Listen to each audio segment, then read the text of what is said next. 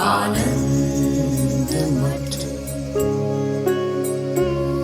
आनंद मठ और ऋषियों की अनमोल धरोहर को संजोएं।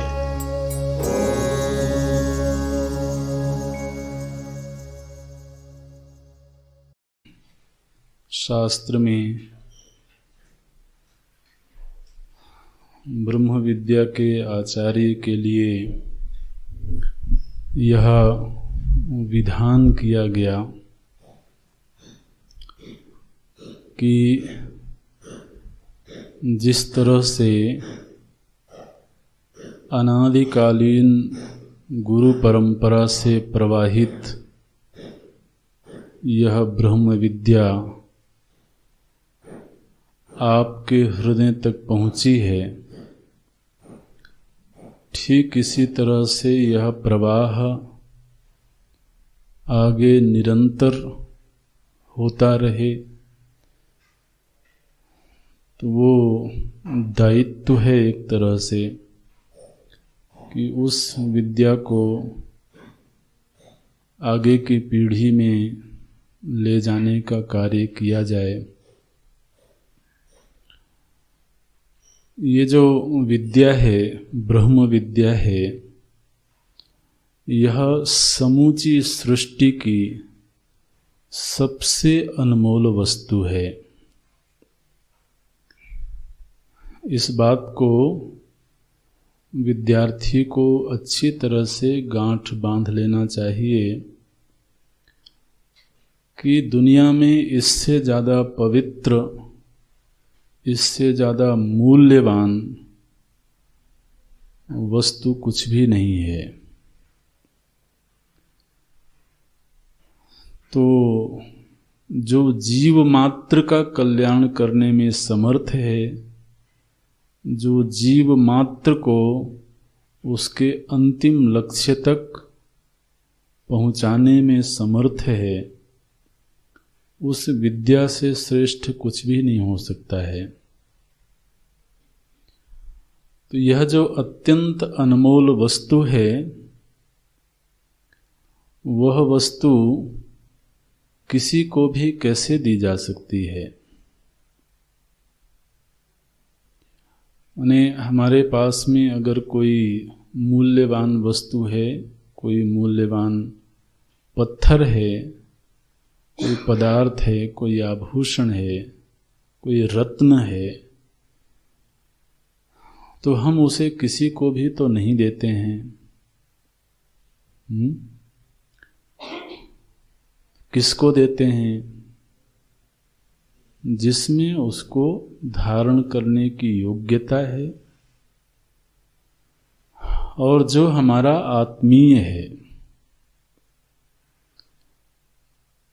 जो अनमोल वस्तु होती है वो एक तो बाजार में नहीं मिलती है और रास्ते में बिखरी हुई नहीं मिलती है, उसको छिपा के रखा जाता है और जब उसको किसी को प्रदान करना हो तो जिसको प्रदान करना है उसकी योग्यता देखी जाती है। तो जिस तरह से गृहस्थाश्रमी के जीवन में, गृहस्थाश्रम में कोई पुश्तैनी धन हो, पुश्तैनी द्रव्य हो, आभूषण हो, तो वो सभी को नहीं देते हैं। घर में जो योग्य व्यक्ति है, अगर घर में 4 पुत्र हैं, 4 पुत्र वधू हैं, तो उनमें ये देखता है व्यक्ति कि कौन होगा जो इसको धारण कर सकता है, किसमें सेवा भाव है, किसमें आत्मीयता है,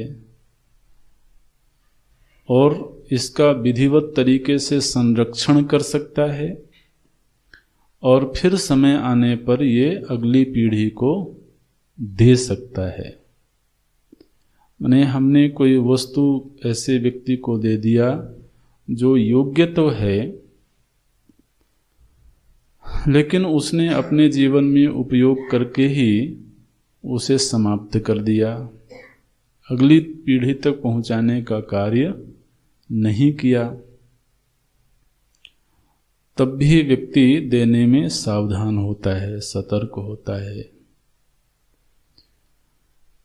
तो जब बहुत सांसारिक वस्तुएं हैं, पत्थर हैं, वे रत्न क्या हैं? रत्न चाहे कितना ही मूल्यवान क्यों ना हो, लेकिन है तो पत्थर ही, है ना। तो उनके प्रदान करने में भी व्यक्ति सावधान होता है। तो ये जो विद्या है, ये तो बड़ी सूक्ष्म वस्तु है और बड़ी दिव्य वस्तु है, अनमोल वस्तु है। तो कैसे किसी को भी दी जा सकती है, लेकिन देना भी है, क्योंकि उस परंपरा को आगे बढ़ाना है। तो किसको दिया जाए? शास्त्रों ने उसके कुछ योग्यताएं बताई। जब कोई ऐसा विद्यार्थी सामने आवे तो अवश्य में वो यह वस्तु प्रदान कर देना चाहिए। गीता जी में तो ये भी नहीं कहा कि कर देना चाहिए, वो तो ये कहते हैं कि वो देते हैं, वो देंगे ही, ऐसे। उपदेक्ष्यन्ति ते ज्ञानम, वो उपदेश करेंगे ही करेंगे। ज्ञानिनः तत्त्वदर्शिनः, यहां पर वही बात कहते हैं, बोले प्रदेयम एतत्, यह जो विद्या है यह प्रदान कर देनी चाहिए। किसको प्रदान कर देनी चाहिए? बोले जो सौम्य हो, वो जब सामने हो तो उसको देख करके चित्त में सुखद वृत्ति का जन्म हो, उसके व्यक्तित्व से, उसके आचरण से, उसके हाव भाव से, उसकी वाणी से ये लगे कि इसमें सौम्यता है, इसमें सभ्यता है, सज्जनता है, विनम्रता है। ये बहुत ज़्यादा बिखरा हुआ व्यक्तित्व वाला नहीं है। माने जितेंद्रिय का अर्थ क्या होता है कि व्यक्ति के जीवन में बहुत बिखराव नहीं है। ये भी देख लूँ, ये भी देख लूँ, ये भी खा लूँ, ये भी बात कर लूँ। तो जो व्यक्तित्व में एक छिछलापन होता है, एक बिखराव होता है, जो भी सामने मिल गया उसी को ग्रहण कर लिया, तो ऐसा व्यक्तित्व नहीं होता है उसका। वो अपने व्यवहार के प्रति बिल्कुल सधा हुआ है, तो उसमें सौम्यता है। बोलते हैं प्रशांत चित्ताय जितेंद्रियाय च। अब किसी का चित्त प्रशांत है, ये दूसरे को कैसे पता लगेगा? यहां पर क्या योग्यता बताएगी कि जब शिष्य का चित्त प्रशांत हो, ऐसे शिष्य को विद्या दी जाए।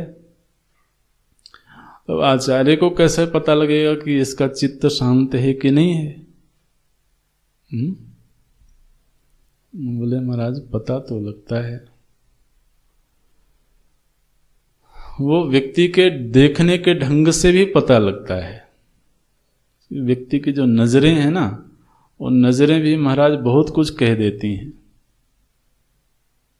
चित्त की दशा का बयान कर देती हैं। वो बड़ी चुगलखोर है। आदमी मन की वृत्तियों को कितना ही छिपाने का प्रयत्न करे, ये आंखें महाराज कह देती हैं। तो उसको पता लगता है प्रशांत चित्त है। प्रशांत चित्त है माने धीर गंभीर होकर के बैठता है वो। प्रशांत चित्ताय जितेंद्रियाय च प्रहीण दोषाय, उसमें कोई आचरण संबंधी दोष नहीं है, कोई दुराचारी नहीं है वो। प्रहीण दोषाय यथोक्त कारिणे, और उसने अपने आप को शिष्य भाव से प्रस्तुत कर दिया कि अब आप अपने इच्छानुसार, शास्त्र की इच्छानुसार मुझसे जो भी करवाना चाहते हैं मैं तैयार हूँ। इसको बोलते हैं यथोक्त कारिणे। ये एक बड़ी बात होती है। व्यक्ति अपने आप को बहुत संभाल के चलता है, पता नहीं मैं किसी के प्रति समर्पित कर दूं, मेरा किस ढंग से उपयोग किया जाए। दुनिया में तो ऐसे ही है, व्यक्ति थोड़ा सा अपने आप को संभाल के रखता है। आखिरकार मेरा भी अपना व्यक्तित्व है, मैं भी कुछ सोच सकता हूँ, मैं कोई पत्थर थोड़ी हूँ। ऐसे सोचता है आदमी, ठीक है। लेकिन सच्ची बात तो यह है कि पत्थर भी जब कारीगर के सामने अपने आप को समर्पित कर देता है तो महाराज वो कारीगर उस पत्थर में से मूर्ति को प्रकट कर देता है, निखार देता है उसको, है ना। उसको इस लायक बना देता है। उसी साधारण से पत्थर को, रोड के किनारे पड़े हुए पत्थर को वो कारीगर इस लायक बना देता है कि कोई व्यक्ति इस पत्थर में परमात्मा को देख सके। ये ऐसे ही होता है क्या? ऐसे नहीं होता है। तो कोई गढ़ता है, गढ़ना चाहता है, लेकिन वो गढ़े तो तब जबकि हम प्रस्तुत हों उसके लिए। तो वो बोलते हैं यथोक्त कारिणे। और जब ऐसा होता है, यथोक्त कारिणे हो गया यदि, तो गुणान्विताय, फिर वो गुणों के खान हो जाता है। फिर उसमें सद्गुण प्रकट होने शुरू हो जाते हैं। पहले दिन प्रकट होंगे ऐसा जरूरी नहीं है, ऐसी कोई शर्त नहीं है। लेकिन यथोक्त कार्य हुआ तो उसके भीतर तो सद्गुण पहले से ही हैं, लेकिन वो सद्गुण प्रकट नहीं होते हैं। तो फिर महाराज वो प्रकट होने लगे और वो अनुगत हो गया। देखिए जी, दुनिया में किसी का अनुगामी होना ये कई बार बहुत अच्छा नहीं भी माना जाता है। लेकिन आप जानते हैं कि जो विद्याएं हैं, हमें यदि किसी विद्या के मर्म तक पहुंचना है तो उस विद्या का अनुगामी होना पड़ेगा। माने अगर हमको विज्ञान का ज्ञान चाहिए तो विज्ञान हमसे जिस तरह के आचरण की मांग करता है, जिस तरह की एकाग्रता चाहता है, वैसी एकाग्रता हमें अपने आप में पैदा करनी होती है। दुनिया की चलिए ब्रह्म विद्या के अलावा जो विद्याएं हैं, वो विद्या भी अनुगत होने की मांग करती हैं।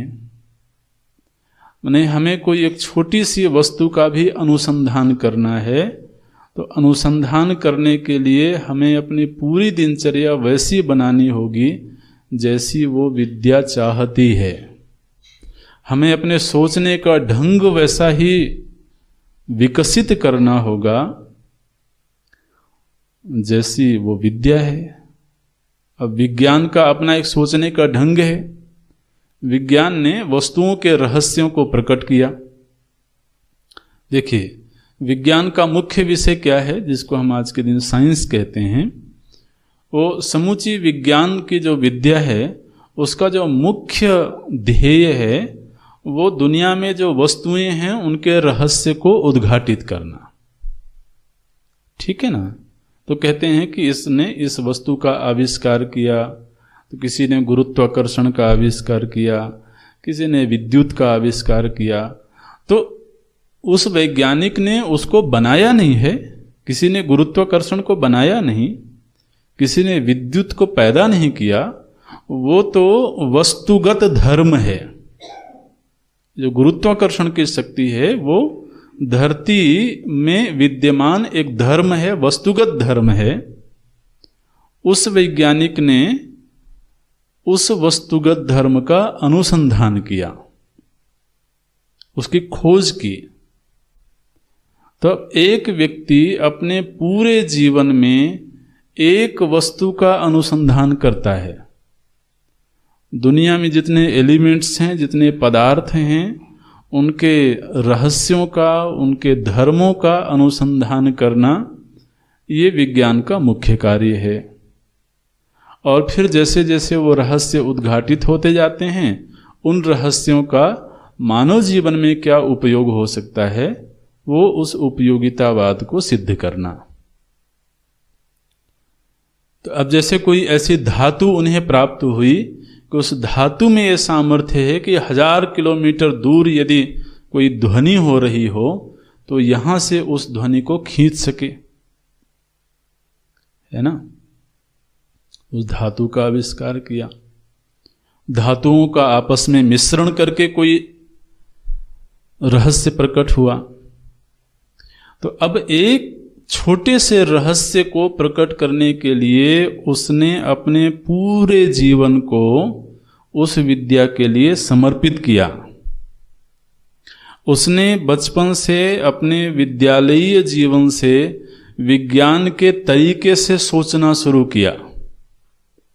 उसका जो सोचने का ढंग है, सोचने की सामर्थ्य हम सभी में है, लेकिन सोचने का ढंग उसने किस तरीके से अपनाया, बोले जिस तरह से विज्ञान सोचता है। तो विज्ञान का अनुगामी बना ना। तो जब वो विज्ञान का अनुगामी बना तो धीरे धीरे उस विद्या के रहस्य उसके सामने प्रकट होने लगे। इसी तरह से माने जब तक कोई इस विद्या का अनुगामी ना बने, अनुगामी ना बने का अर्थ शास्त्र जिस ढंग से सोचता है और शास्त्री माने आचार्य जिस ढंग से सोचते हैं, जब मैं उस सोचने के ढंग को एडॉप्ट कर लूं, जब मेरी चित्तवृत्ति भी उसी ढंग से सोचने लगे, तो मैं अनुगत हो गया, मैं अनुगामी हो गया। अब उसी विचारधारा के अनुसार मेरी भी विचारधारा चल पड़ी। इसको विचार शैली बोलते हैं। तो जब कोई इस तरह से विचार शैली को जीवन में उतारता है, उतारने का एटलीस्ट प्रयत्न करता है,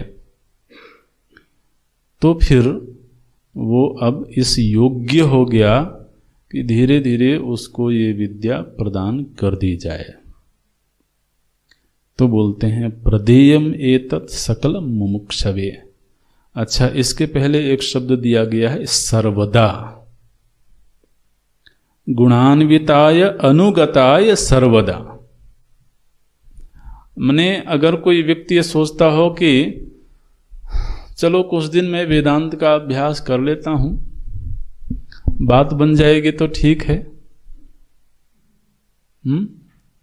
नहीं फिर और दूसरे मार्ग देखेंगे, शायद योग से बात बने। फिर वहां से भी बात नहीं बनेगी तो थोड़ा आयुर्वेद को भी आजमाएंगे।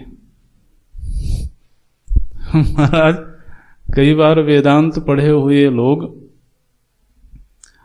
तो जाकर के योग गुरु बन जाते हैं। क्यों?